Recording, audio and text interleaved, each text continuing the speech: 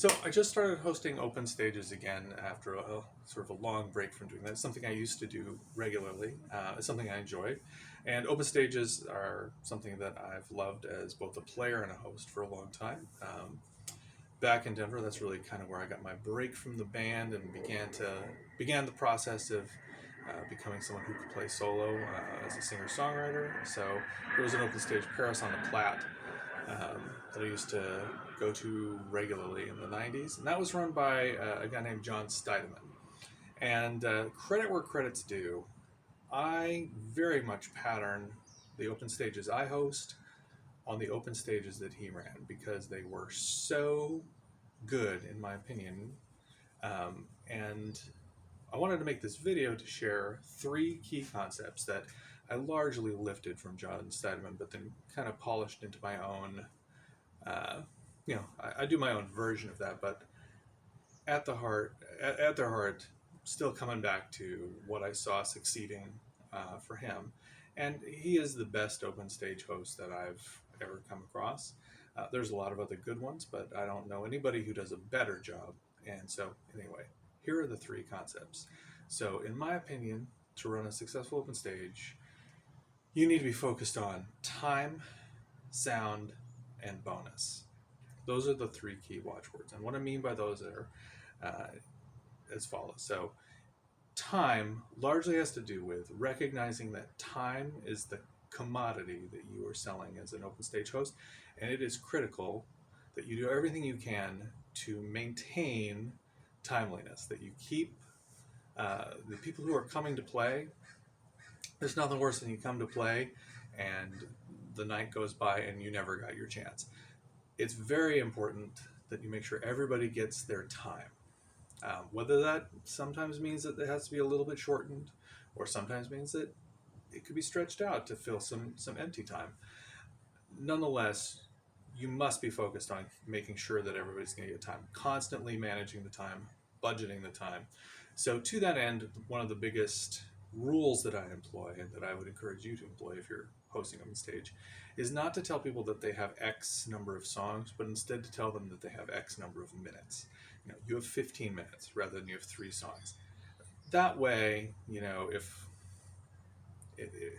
their songs are long or if their songs are short, there's some very definitive boundaries to what they're gonna get, and that should include, telling them that includes your setup and your teardown as well. So try to be quick.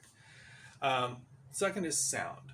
So John always had great sound very quickly. So to that end, I think you need to know your gear and you need to keep it simple. Like you're just trying to get a good blend. Out of all the good blends you could get, just get something that's in the right ballpark and call it good.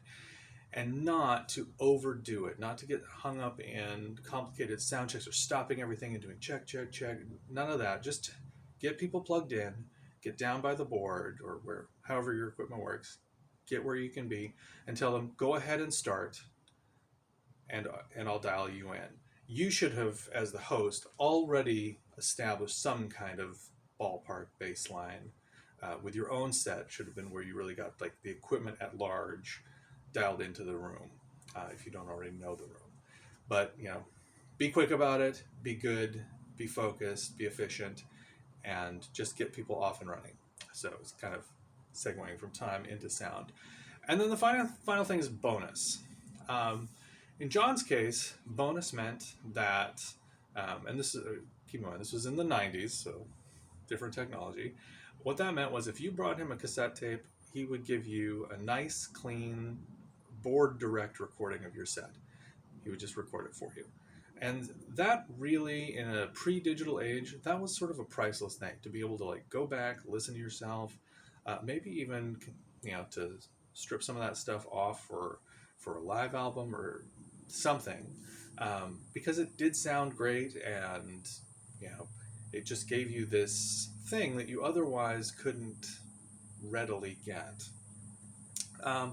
In my case, I mean, again, I do the modern version of the same.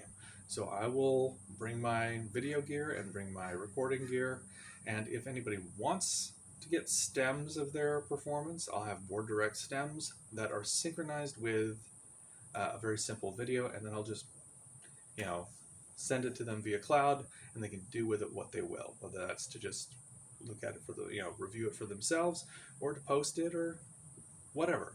And I think that, you know, a lot of people have taken advantage of that, and a lot of people have mentioned that they like that, and that's a reason that they like to come back to the open stage.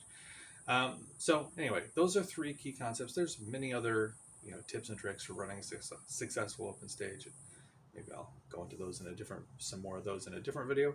But those are the three things that I think should be the guiding principles, however you handle your business. If you're hosting an open stage, you know, you've got to have an answer for time, sound, and bonus, in my opinion, if you want it to be successful. Anyway, hope that was helpful, and you know, come on down to the open stage, and we'll see you later.